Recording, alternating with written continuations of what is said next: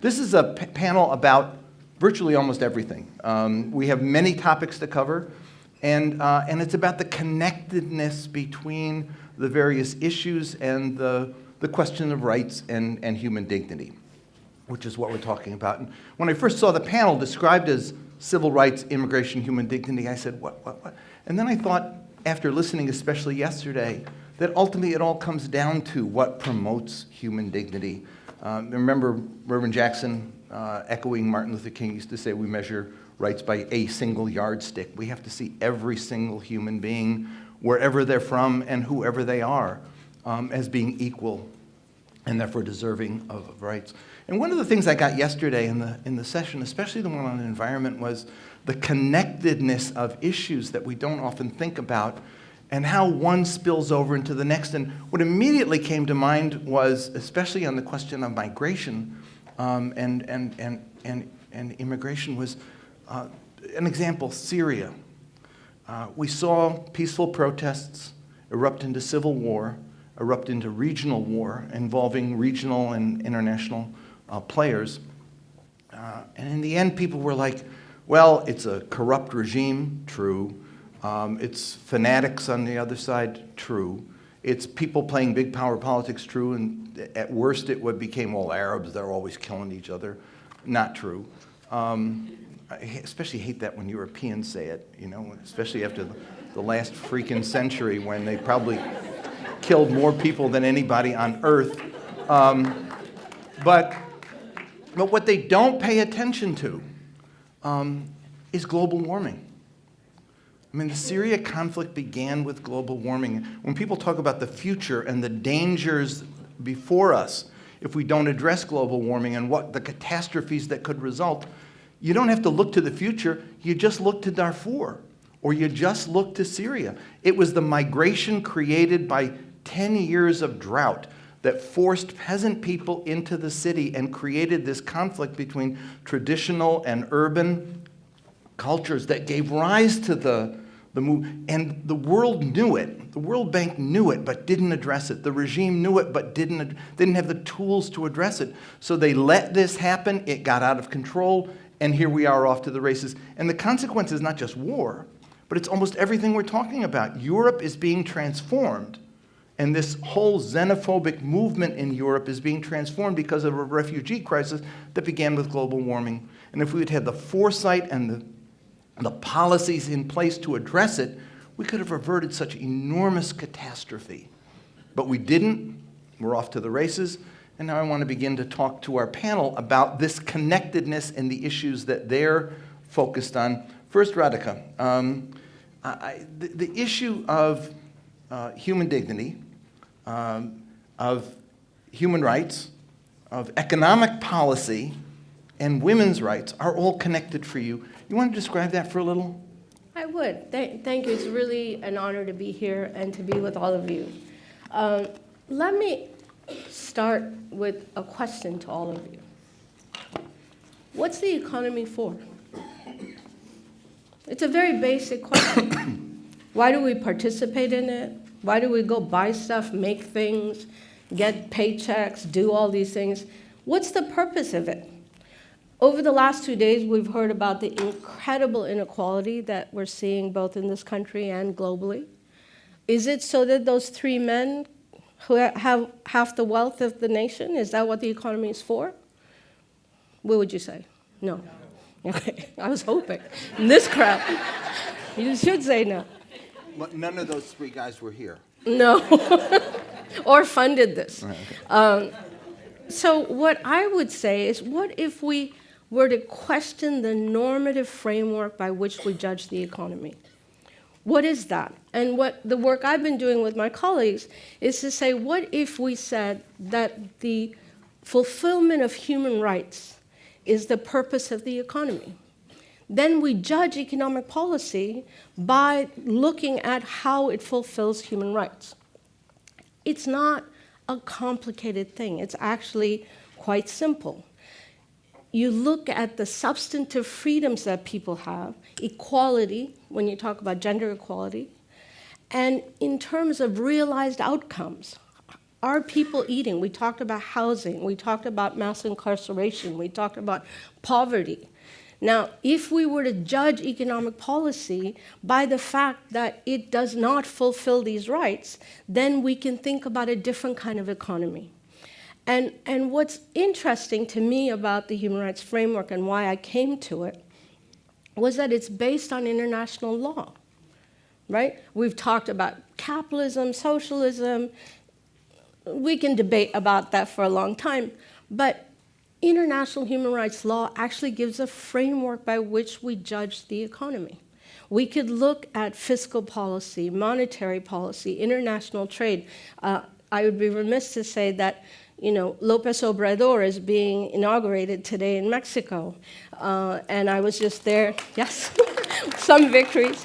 I was just there in October working with the National Human Rights Commission to really set up a guidepost by which we could think about economic policy in Mexico based on human rights. And just one small example of that, because I know we each have 3 minutes. When NAFTA was signed, the Mexican Constitution had to be altered so many times to accommodate the NAFTA policies, including things like communal land ownership, inheritance, all of this to accommodate NAFTA. Nobody stood up and said, how can you change the Constitution when there's an international trade agreement? So if human rights was the evaluative mechanism by which we looked at economic policy making, those questions would have been answered. And the last thing is that one of the things human rights really does is the non-discrimination and equality. And so as a feminist economist, it's very critical that we look at issues of race and gender and intersectionality when we look at economic policy making. Tulsi, I mentioned a bit about the connectedness between environmental policy and broader human dignity and human rights. You focused on environmental concerns and environmental justice as a human right, as promoting human dignity. You want to speak about that a bit? Yes, this is something that is too often overlooked, that the fact is the most basic and fundamental human right is clean air and clean water. When you think about it, and maybe we can all just stop and just try to hold your breath. See how long you can hold your breath for. Can't hold your breath for very long. You can't exist for very long without air. You can't exist for very long without clean water. However, so many of the decisions that are being made with regards to policy, many of the decisions that are being made by big corporations, the decisions that are being made by those driven by greed rather than driven by putting the interests and the livability of the people first, don't take this into account. And there are example after example after example that we can go through just here in our country alone, what to speak of in other parts of the world, that illustrate this. When I was, I think it was, 16 or 17 years old growing up in Hawaii, there was a big developer that wanted to build a landfill over one of our largest water aquifers on the island of Oahu. He was hooked up with the politicians. Things were rolling along as they expected they would. They were starting to get the approvals until leaders within the community stood up and said, no, we will not allow you to put at risk our ability to live, put at risk our future. To consider putting a landfill over this water aquifer would essentially mean that the people of Hawaii would then be forced to have to rely on shipping bottled water in from the mainland if that contamination occurred, which was more likely than not. And so thankfully, this is one of the first things I got to do, is passing out petitions and activating the community to take a stand and say, no, we're not going to let you contaminate our water. Going and spending time with water protectors at Standing Rock, same situation. You have a big fossil fuel company coming in, not taking into account what the impact and what the risk is for the people there. What to speak of the larger impact that the fossil fuel industry has on our air. Another example from Hawaii, there's on Maui, for example, we had a large plantation owner that decades ago started diverting water from the top of the mountains away from their natural flow, where you had Native Hawaiian farmers who for generations have been growing food, passing those native practices down to their children, their children's children, diverting those streams so that the water went directly to their big plantation. Ending that native practice for those families that they called Kuleana farmers, and completely drying up those streams. And this is a fight that continues to go on today. There's been some success in putting those streams back to their natural flow so these Kuleana farmers can continue to farm and grow food for their families and their community. But these are just some examples of how, without foresight, without leaders who actually understand what these fundamental rights are and how critical they are and what the impacts are, not just for our generation, but for generations to come, then we end up in the situation that we are in, where we have thousands of people in our country who are being poisoned by water, places like Flint, Michigan, because of a lack of investment in the right kind of infrastructure, and impacts that will continue to occur for generations unless we take action now. Thank you. Susan, you've become quite an advocate for refugees and for people who are forced to migrate from their homelands, spent time in the Isle of Lesbos, and have recently done a film about refugees in Lebanon, an economic project that they've started there and that you've been helpful with. We often overlook this refugee migrant issue as one that is cross-cutting, that comes from war, conflict, from economic deprivation, et cetera.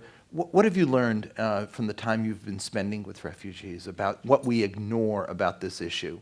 Well, I think the thing that really, this constant flow in Lesbos because I've been to a lot of disaster areas where you knew what needed to be accomplished.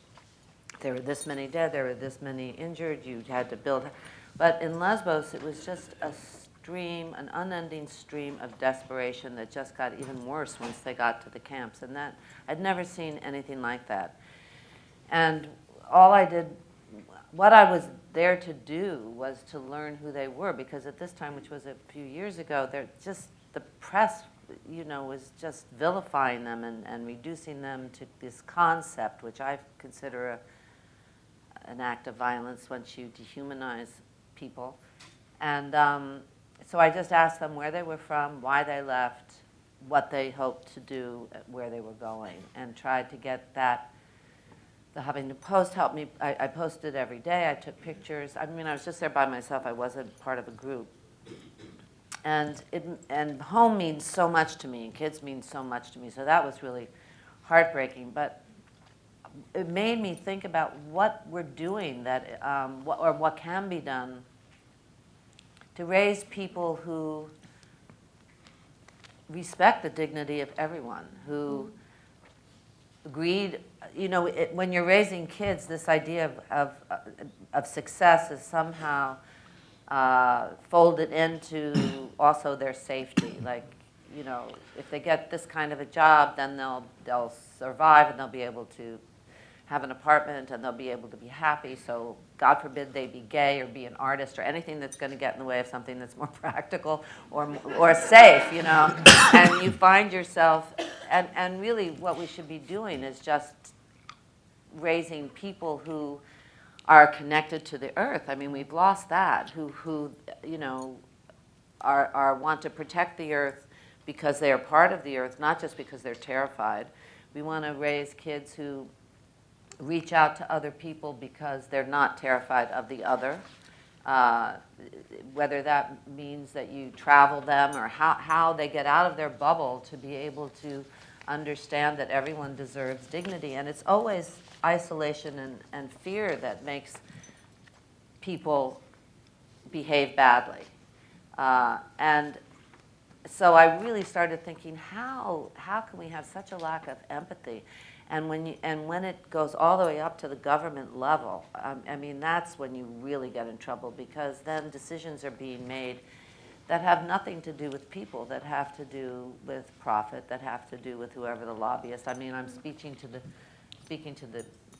choir here because I'm sure everyone here knows that, but how do we change that? How do we start to elect people who have priorities that are different than the ones that have been running this country for a very long time, and create these situations, because it is environmental, because it is war, because it's not just a natural, organic problem. And now we've gotten to the point where it's either make or break. So things are really interesting, right? If you could kind of glide along for a while, that's no longer possible. There's no middle ground. You're either with us or against us. And I think we were talking earlier about the Green New Deal. Whatever we can do to create those boxes that have to be checked off as you choose your candidate to run is very, very important. And that's how, you know, the playing field will at least will start to get people who are a little bit more, hopefully, immune to the corruption that seems to get a hold of everybody at a certain point. Thank you. Ben, it's a perfect segue. You're Okay, Jim. No, look, it was a heartbreaking loss. Yeah. For people of Maryland. I've got 8 grandkids in Maryland, and you were Oh, beautiful. you were the candidate that I trusted to provide for their future. And all of these issues come down to that level, and even below that to urban, to the who runs our cities. But talk about the role of state government in addressing all of these issues, what's possible, what's not possible, and what you see for the future. Well, first I would flip that. I would say rather than come down to that level, they rise up from that level. We live at that level. We live at the level of the street in our neighborhoods, in our communities, in our counties, in our cities, in our states. But before I get started, 2 things. 1, good morning. Thank you for getting out. And then 2, I want to say thank you. And you always get in trouble when you say thank you in a room full of wonderful people. But I want to say thank you to Jane for just convening all of us. It's been tremendous.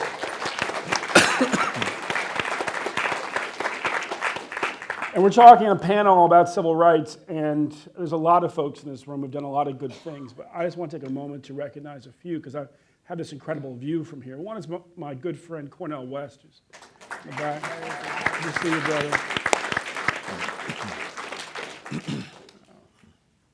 Ms. Goodman, Amy Goodman and I stood there. I'll never forget, I was in Georgia, and Troy Davis was being executed. And my old church in Harlem was watching Democracy Now! Everybody gathered together.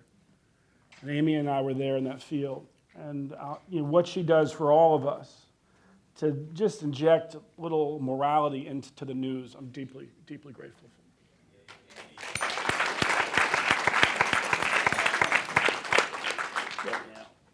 In this front row, there's 2 folks. One, I think maybe we're starting to get to know better in this room. One is Gus Newport, who a long time ago inspired boys like me, I was a boy then, to believe that you could run and it didn't matter what color you were. And thank you for that. But here in the middle of the row, quietly, is Bob Moses.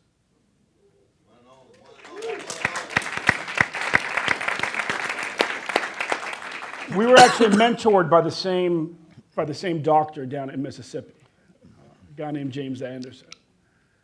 Took care of both of us as organizers. But I just wanted all of us just to thank Bob for what he did for our country.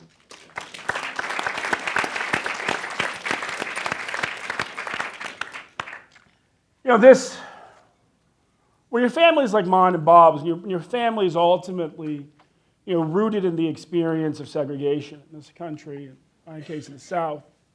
And my grandma turned 102 2 weeks ago. Wow.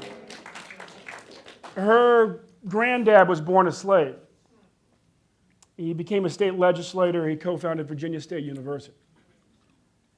And my whole life, we were taught that the states' rights movement was the problem, that Democrats could fix the country if it wasn't but for these Republicans who basically had this ongoing rebellion at the state level to keep us from fixing things from the top down.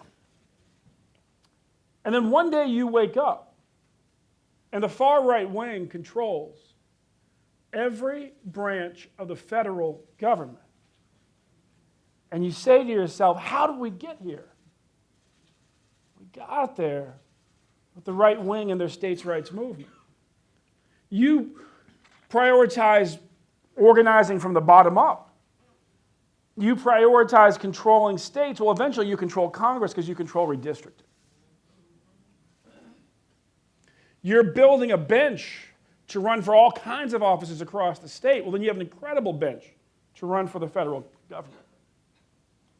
And so in this moment, I would encourage us not to despair because we don't control our federal government. It's great that we've taken back the House, and I want to thank everybody who's a part of that.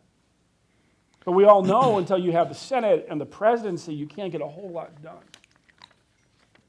And we have to get a whole lot done.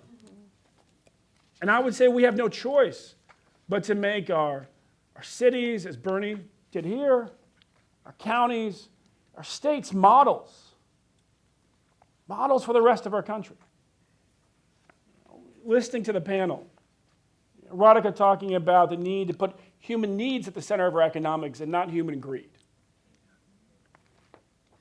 Dr. King was talking about that at the end of his life.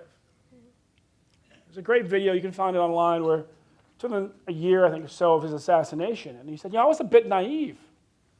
Everything we demanded didn't cost that much. And now we're getting to this place as he was leading the Poor People's Campaign, where we've got to talk about some things that cost something. Now here's the reality, you dig into it and what we're actually talking about is saving money. Because Medicare for all will save us money.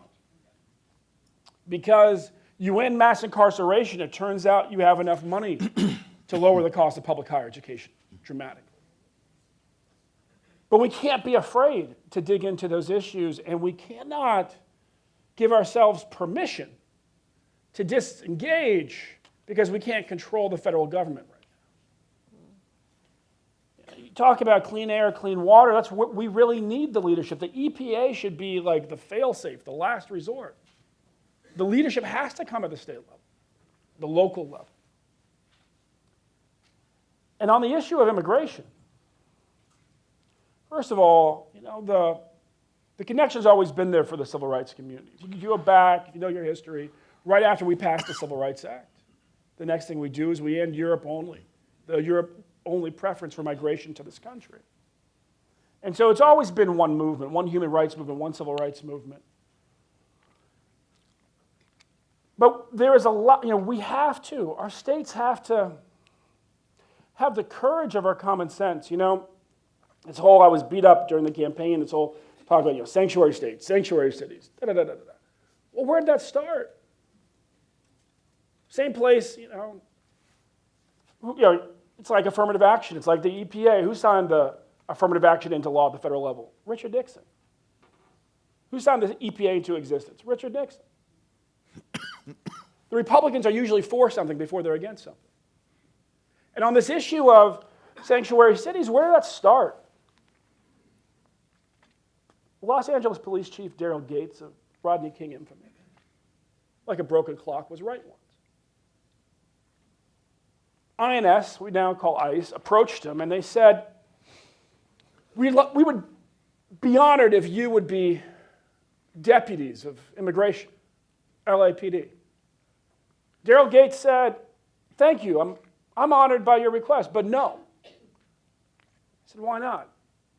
He said, because we have one job, and that's to keep the people safe, not some of them, all of them. And the day where your deputies, people become less safe, they said, how? So first we become distracted because we have one job now, we'll have two jobs then. But then the immigrants will stop talking to us. Not just the ones who don't have papers, like most of them will stop talking to us. And we'll have less information, so we'll solve fewer crimes.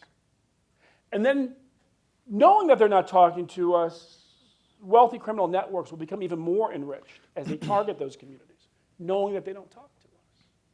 So thank you, but no, because we have one job, which is to keep the people safe.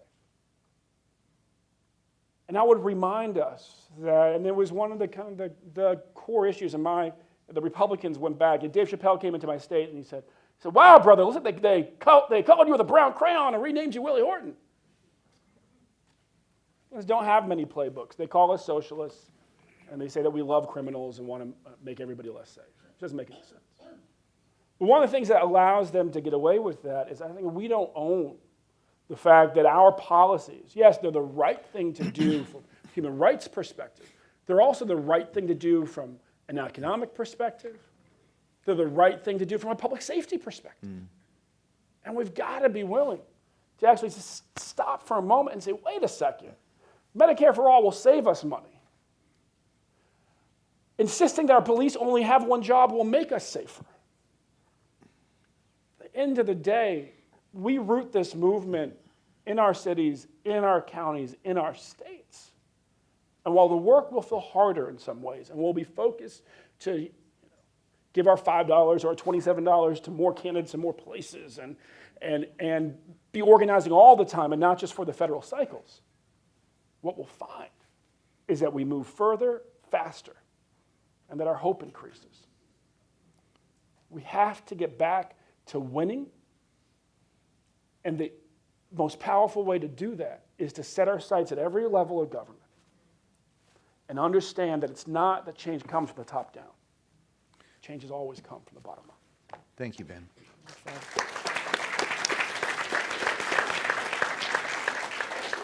You raised a number of issues that I want to sort of parse out with others on the panel.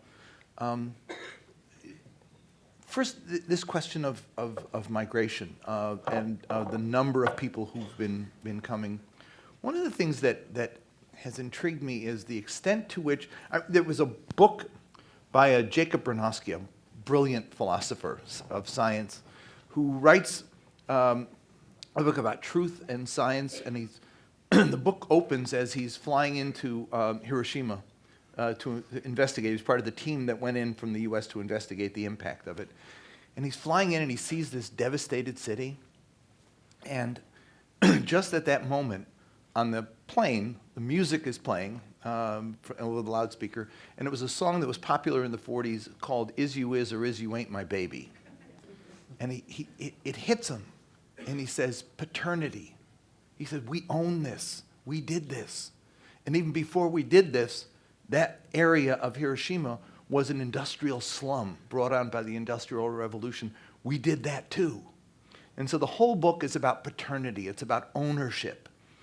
And when I see the French bellyaching about people coming from former French colonies into France, or the Brits complaining about people coming from former British colonies to Britain, or I hear America today bellyaching about migrants coming from Central America, and I mean, what did we do to colonize, despite the fact that we don't call ourselves an imperial power?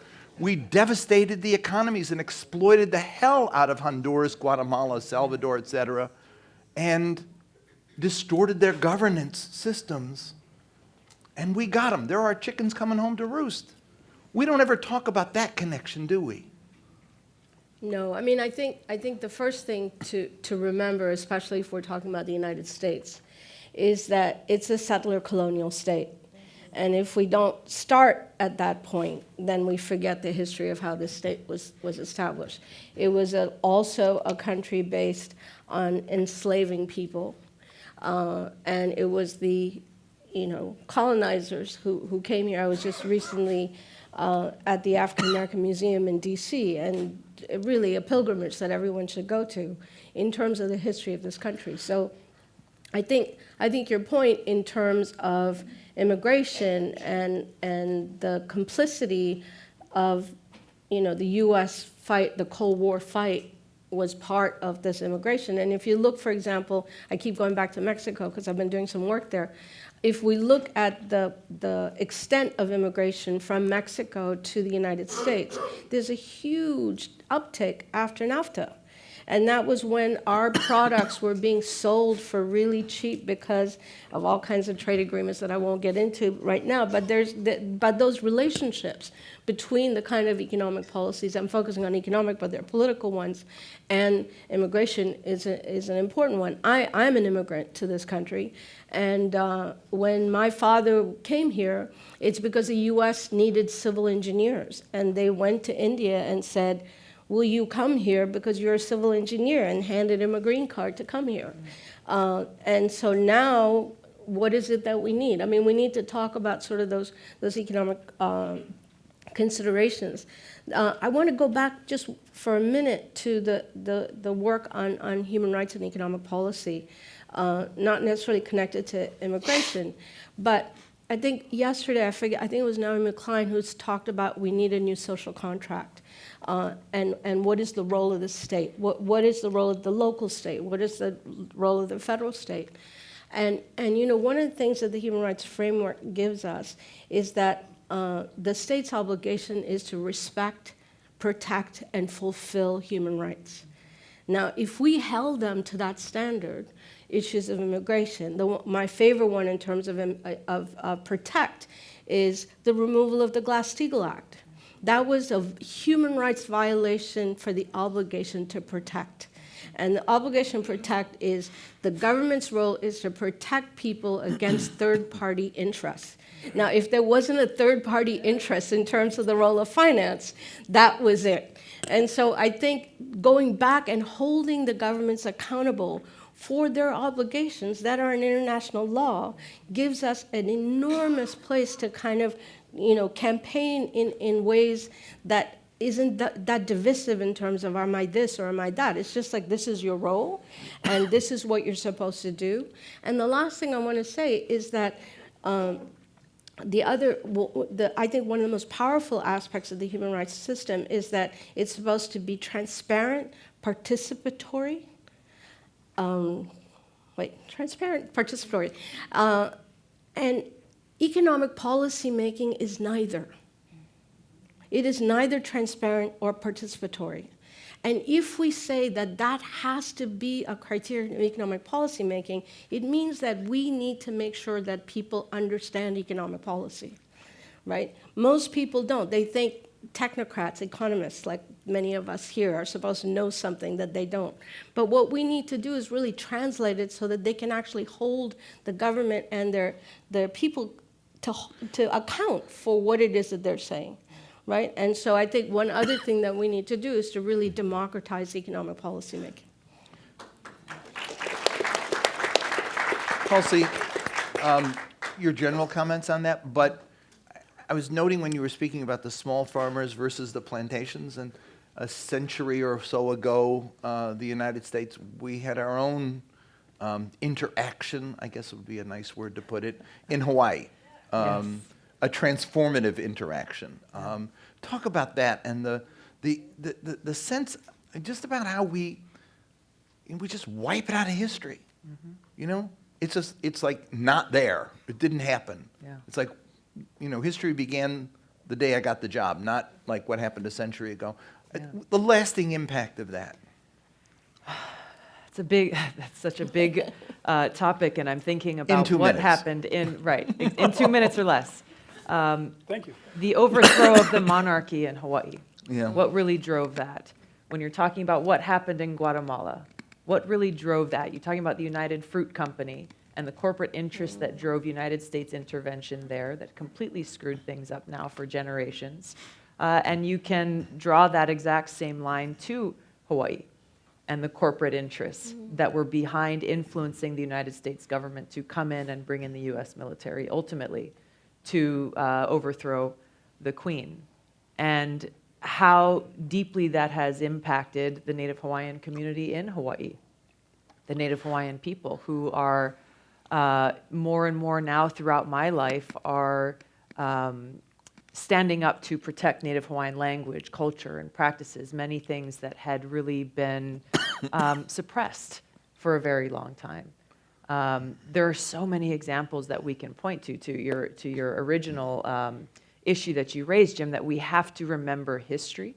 We have to be truthful about what happened and why, and what drove those actions, and then look forward to how can we correct them. So taking again, Guatemala, Central America, the challenges that people are facing in those countries that are driving them to leave, to seek refuge, rather than simply reacting to the moment. We should be challenging ourselves to see how can we actually help provide assistance, provide aid, invest in empowering people so that they're not being driven from their homes, so that they can actually look forward to keeping their families in the place where they have lived for generations and being successful, being peaceful, being prosperous. And to your point, Radhika, I think it's so important for us to look at this economic empowerment based on human rights and needs, not consumerism and greed. Yeah. That's such an important distinction and difference to make, and that is the approach that we need to look at as we look at economic opportunity. Yes, for us here at home, but as we look at the needs of people in other places, especially places where we have intervened. Ben, you want to come in? Then Susan, I have a question for you. Yeah, just, I think it's important that we democratize our image of us, who we are. We talk about colonialism, talk about the way this country was built in other Western nations, and we often forget the obvious. We'll talk about the original sins of America, slavery and Native American genocide, and eventually we'll get around to Chinese railroad workers, Japanese internment. Forget about indentured servitude. Forget about the Georgia penal colony. And it's important that we don't. Because when you do that, you forget about what's going on right here. I was giving a speech towards the end of my campaign, and the first time I've talked publicly since that campaign, but it's been less than a month. And I was talking about government contracting in Maryland, how women are 53% of the state, and people of color are 48.5% of the state, and the state's lofty goal is that 75% of the population gets 29% of the contracts. That's the goal. And I would say, maybe it's just the white guy and this black guy. My dad's white, my uncles are white. I want white guys to do well. If you went to my uncles and you said, you're only 25% of the population, you ever get 9% of the contracts, you should throw a party. You'd hear a lot from them, and none of it would be good. But then it hit me in the last speech. I said, but that exclusion based on gender, exclusion based on race is only the most obvious exclusion, the visually undeniable exclusion. Because I can take you to zip codes in Western Maryland or South Baltimore where white men are excluded systematically because of where they were born and who their parents weren't. A little white girl, not 10 years old, when I say I can take you to white men who are locked out, pipes up, "That's right!"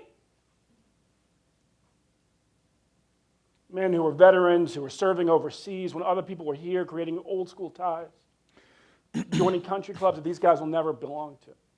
And really, when you get down to it, it's more, not 75% of Maryland that's locked in a government contract opportunity, it's like 95 to 98% of the state. And when you look at it that way, when you start and you include indentured servitude in the original, then it's not a surprise that we don't just have the most incarcerated black and brown people on the planet, but we also have the most incarcerated white people on the planet. Then you remember that in our litany of who's had to fight for their voting rights, it's not just blacks and women and other groups of color. It's also white men who didn't own land. The privates in the Revolutionary Army were denied the right to vote.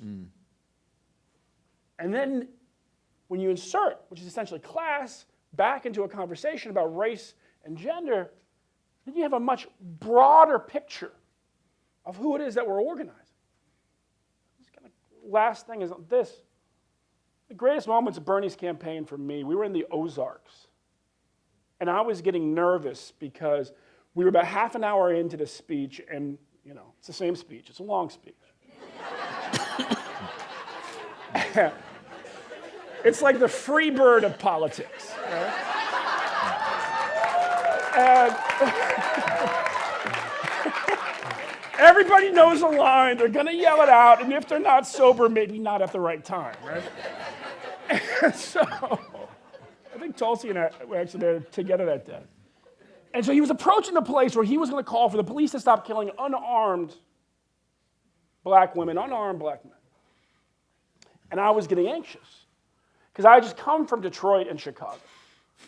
And if the response was any more tepid to that call than it had been in those cities, I was going to be off in a way that you just don't want to be off. I'm down for your people. I need you to be down for my people. And Bernie puts out the call. And the response is overwhelming. You look out through the curtain, and half the guys in deer hunting camouflage you can see were standing on their chairs with their fists in the air hollering. And I was like, well, what just happened? Well, first of all, the obvious, Bo and Luke Duke didn't like the cops either. But beyond what happens in places like the Ozarks and Appalachia as far as police abuse, you just look at the opinion polls. He had spent half an hour talking about the concerns of poor white people in the Ozarks, making things in America again, making it easier to organize, making college affordable so you can dream your children might be better off, making it easier to own a home, making sure that education works well in every zip code. And then he explicitly asked them to be an ally to somebody else. And like every other group, we practice identity politics, right? The circle is like Pac-Man. We leave out working class white men. Everybody else is at least a civil rights concern. We like the things that don't cost very much. Like every other group, having addressed their concerns, those guys dressed in camouflage, deer hunting camouflage. He asked them to be an ally to somebody else, and they were ready to be an ally to somebody else. And so as we democratize things, let's democratize our image of us. Because there's been a big us for a very long time. It's actually like 95% of the country.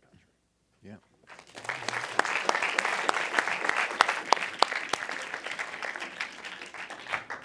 I want to pull back for a minute, Susan, to the earlier thread of the conversation.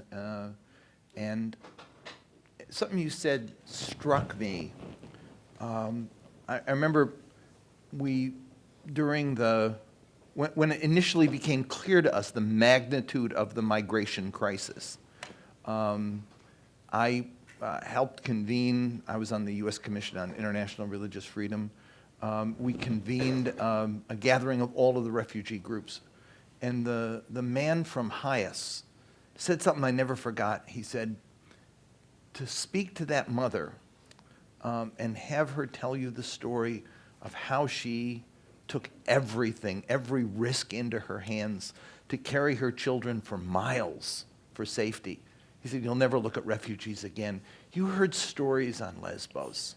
Talk to us a little about that, because we look at them as a mass. Yeah. We see these people at the border coming in as a mass, but we never see them as real people with real stories who take enormous risks, and every one of them matter. Talk to us about that a bit. Boats arriving with very, very pregnant women, with children, boats going under. We would have an app. There's an app that someone tells you when the boats are coming in. And so you get up very, very early. Only a few people have the app, and it's passed around. And because some of the money isn't paid until that refugee in Turkey, until that refugee calls in and says that they're in, and then they release the money. So we would meet them, and it was cold. It was before Christmas. 5-day-old babies, just with 15-year-old mothers, just so disturbing, so heartbreaking. And finally, one mother just said to me, just imagine that you're on the 10th floor of a building and it's on fire. If you'll stay, you'll die. If you jump, there's a chance you'll survive. That's why we're on the boats, because what you think, why would you take this chance? Mm-hmm. How could you bring your family, people in wheelchairs? And I'm listening to, and men weeping. And then later on, I went to Berlin a year later. I brought ping pong tables to the refugee centers the permanent refugee centers. And by that time, the men were really going under. They're psychologically, because once the actual immediate threat was over, and the fact that they couldn't get a job, when I said, what do you need here at the center, which was so movingly manned by 90% volunteers who eventually just left their jobs and were there even the next year when I went back to see how the ping pong tables and the refugees were holding up. They were really going under. They'd managed to move some people into, and this is what's interesting, when they found these abandoned like dormitories that had a communal kitchen. That made a huge difference when people could cook for themselves, because of course cooking and sharing meals and everything is such a huge part of it. But you know, you really, in listening to everyone talking, the other thing that strikes me is how little history our kids have of any of this. And then, you know, now we have this swell of millennials and younger that are going to vote for the first time also in 2020, and are awakened because of the environment, because of especially of shootings and all of that. And our education system is not giving them a context, is not giving them history, really, from a point of view that is relevant, anyway. And they just know that we've messed up. And now they're demanding answers, and they're demanding candidates, and they're not interested in who the parties as much as the issues, which is a good thing. They're not watching mainstream media as much as they're getting their information from other sources. And I think and I wonder how we can give them the approval to care about these things as opposed to making money. You know, how we can connect them with passion for something as opposed to going into a job that is safe.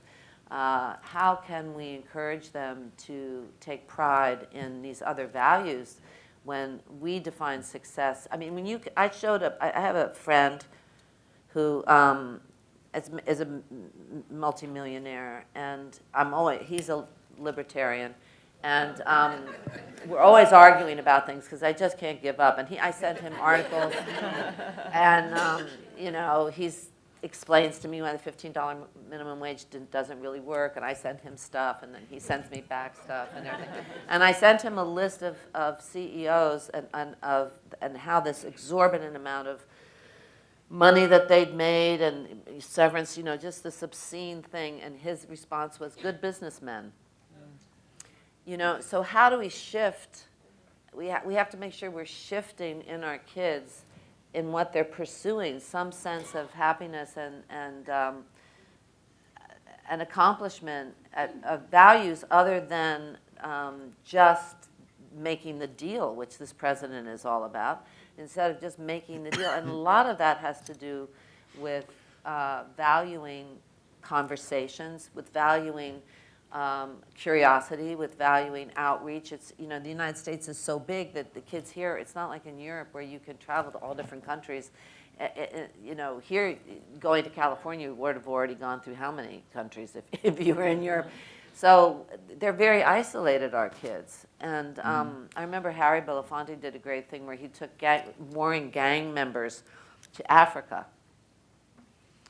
And they saw Africans and how they were living, and these two groups that were at each other's throats all the time. Something very special happened with that trip.